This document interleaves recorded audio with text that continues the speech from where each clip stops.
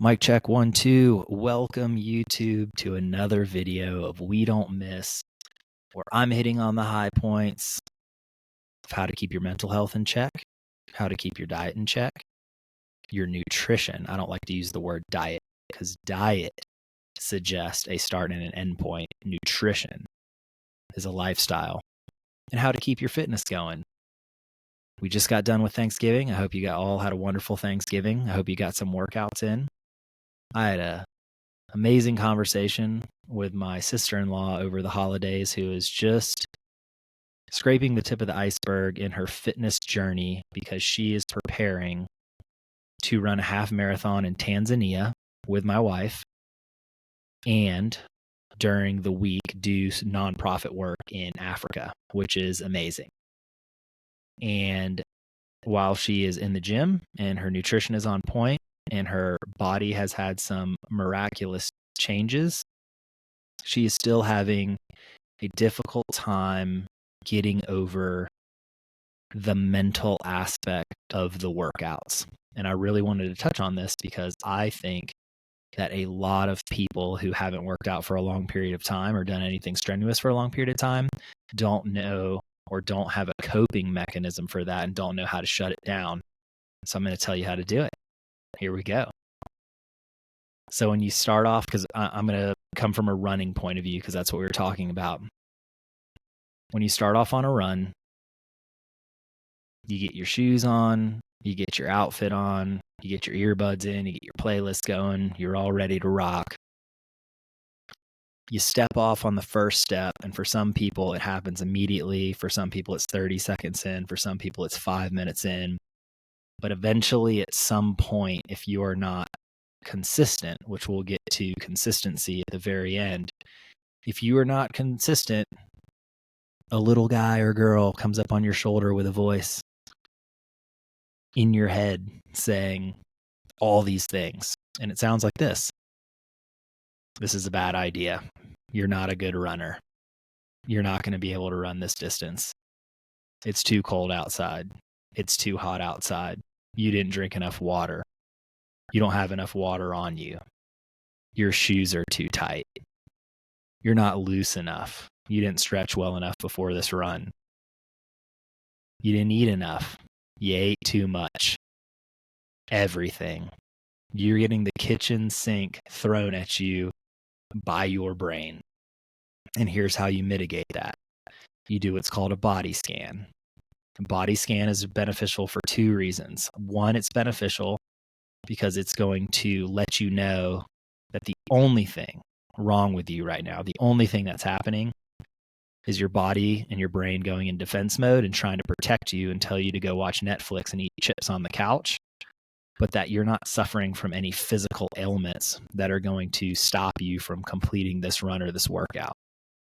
The other thing that it's going to do is a body scan, if done properly, can take some time.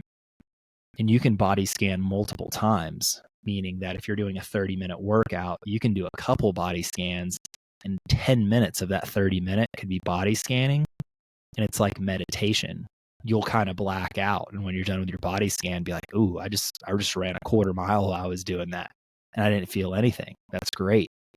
That is the spot where professionals can get immediately and hold that for a long time, which is why they can run for 25, 50, or 100 miles and not let their brain talk them out of it. So a body scan is going to look / sound something like this because you're going to be talking to yourself in your head, and using running as the example that we're using here. Is a body scan is going to go like this. How do my feet feel hitting the ground? Do my ankles hurt? Do my toes hurt? Do I have circulation and blood flow to my toes? Yes, you do, unless you have some kind of injury, which, by the way, if you're injured, I will never say push through an injury. But there's a difference between being uncomfortable, being injured, and being hurt. If you're hurt, you shouldn't even be out there in the first place. If you're injured, then you might need to start talking about tweaking something for instance, if you have a calf that's flaring up, it might be more beneficial to do more of a heel strike or a flat foot strike instead of running on your toes, which just requires a ton of amount of effort from your calf. But I don't even think that's the case with the people that I'm talking to. I think when you body scan your feet and you body scan your ankle, starting from the ground up, you're going to be like, I'm fine. Nothing hurts. Then you're going to go to your calves and then your knees, which a lot of people who are getting up there in age like me, there are knee issues, and knee issues can be mitigated through running a certain type of way. And I'm not a running expert, so I'm not going to go into techniques. I can just tell you what I do. But it can also be mitigated by wearing different kinds of bands and braces on your knees if that's what you need. So make sure, if you know that you're going to have that problem, that you're wearing the right equipment to help you have the best run. Then you're going to move up to your calves, or excuse me, your quads and your hams and your glutes, which none of that's going to be hurting because those muscles are massive. Those are the muscles that you're squatting 135, 225, 315. I don't even know, but they're way more capable than just a jog. Then you're going to move up to your core, move up to your chest, to your shoulders. Start thinking about, where are my shoulders? Is it cold outside? Am I tight? Am I running with my shoulders up like this? Okay, let me loosen up a little. Get my arms going to help out my gait. Go to my neck. Everything's feeling good. And then you get to your brain. In 99% of the time after a body scan, that lasts a couple minutes, or if you're new to it, it might only last 15 seconds because you're freaking out. You're going to get to your brain and you're going to realize everything about running right now, I am physically fine. One major thing I left out was cardio, your heart rate, your breathing. If your breathing is out of control and you're trying to drink water at the same time, which is going to upset your breathing even more, just slow down your cadence.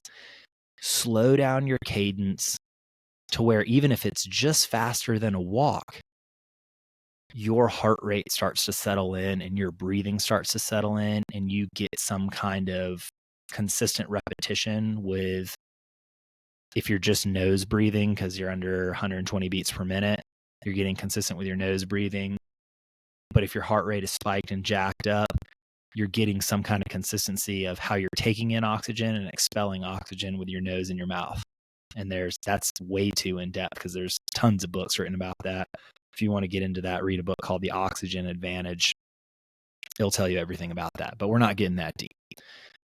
So you're going to realize, I'm fine. The only thing that's stopping me from being fine is my brain. And I am not even telling my brain what to say. It's just saying all these things. So then you reiterate the body scan to your brain. So every time your brain says something like, oh, I think your ankles hurt, like, they don't. I already did a body scan. I think this run's going to be too long. Who knows? We just started. We haven't even got into it. So why are we even thinking about the end? Your breathing's all jacked up. Okay, if you're telling me my breathing is too crazy, I'm going to slow the pace down. And what are you going to say then? And I guarantee you it's going to say the same thing. You're still running too fast. You should walk. So as you do the body scan, you are going to undeniably, unequivocally have all the tools to tell your brain that everything you're saying to me is just you trying to put me in a comfort zone because I'm starting to feel uncomfortable. And the longer you go, and this is the great news is that, similar to aches and pains you feel in your joints and muscles when you start to run or start to work out, or lactic acid buildup causing some kind of burn, or a little, they call it like a side hitch or whatever, where you're breathing and you're like, oh, my side hurts. All that stuff in time, if you work through it, goes away because your body is an amazing machine that we don't even understand how amazing it is. And it's just working out the kinks of you going from your car to get to your running spot, or if you just stepped out from your house and you're in your warm, comfortable, cozy house and then, walk 100 yards and start running. Of course your body, this is the great thing. It's normal. Of course your body is going, what are you doing? I want to be back in the house.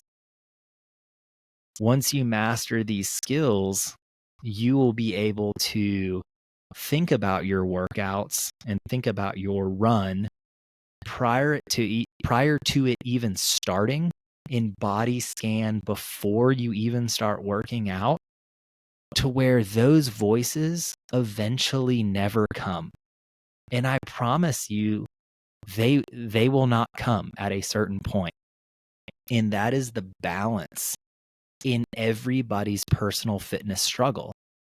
Is if you have person A who is consistent and who has been running forever, that inner demon, that inner voice is only going to come out at mile 5 or mile 10 or mile 20, depending on consistency, as to where you might only have half a mile built up of mental fortitude or a mile.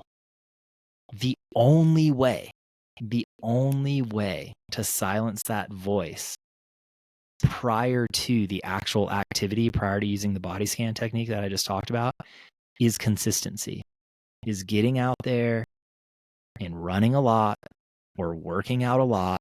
So eventually it just becomes the norm.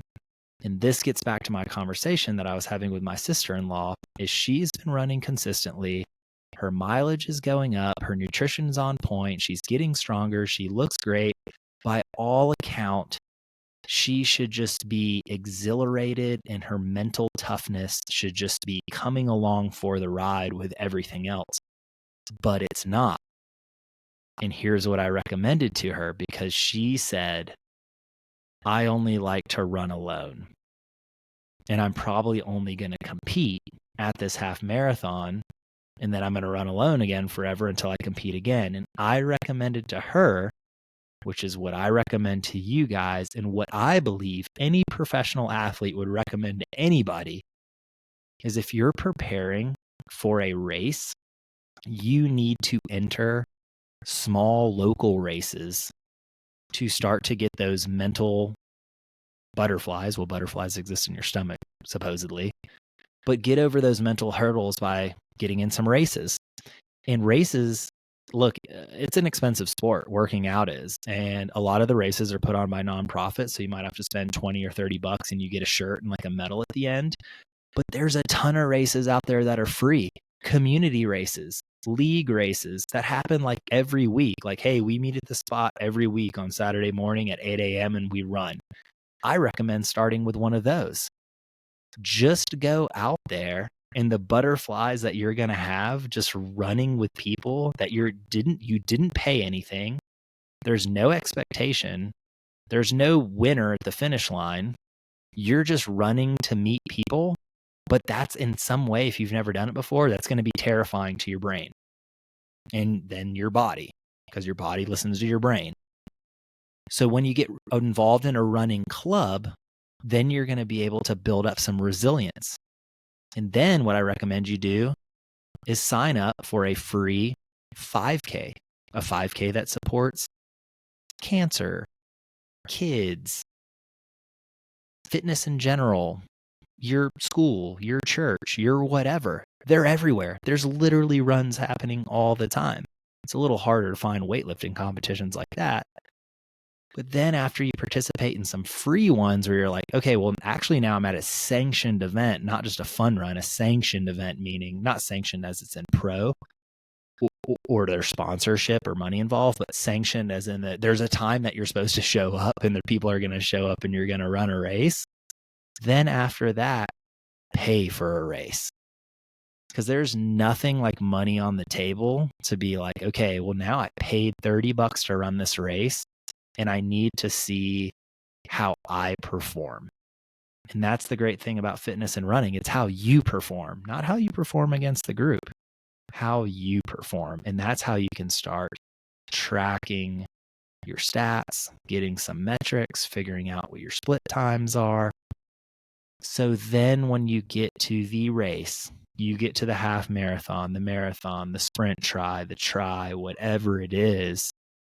Now, when you're standing at the starting line, your heart rate isn't already 150 beats per minute because you're just nervous as all get out because you've never competed before. You're like, I'm great by myself. Nothing brings out your best self like healthy competition. So to recap, when you start doing a physical activity, and some people, this happens before they even start. This is when the alarm clock goes off. They're fearful of the goals that they've set. This goes back to the New Year's resolution I've mentioned in other videos. January 2nd rolls around. The alarm clock goes off at 7 o'clock and you're used to it going off at 8:30. And you're like, what have I gotten myself into? And you're second guessing yourself before you even got out of bed. Those are other hurdles that we can talk about overcoming way more in depth. But this is assuming that you're already kind of getting in the fitness space and you're trying to build up your mental toughness. That's the things that you need to do. Body scan, compete, consistency. Body scan, compete, consistency. And then set a goal of a certain type of race, like a half marathon or a marathon, or something then that you can compete in down the road and say, I am better than I was 3 months ago, or I am better than I am 6 months ago. That through the fear and through the doubt, when you get to that event and you end up doing great, which you will, there's no other greater vindication and justification for all the hard work that you've put in. So I hope you take those tips to heart. I hope you had an awesome Thanksgiving, if I didn't already say so. Christmas is around the way. Don't wait till January 2nd to start goals or set goals. Set them today. Be a savage and do it right now. See you on the next video.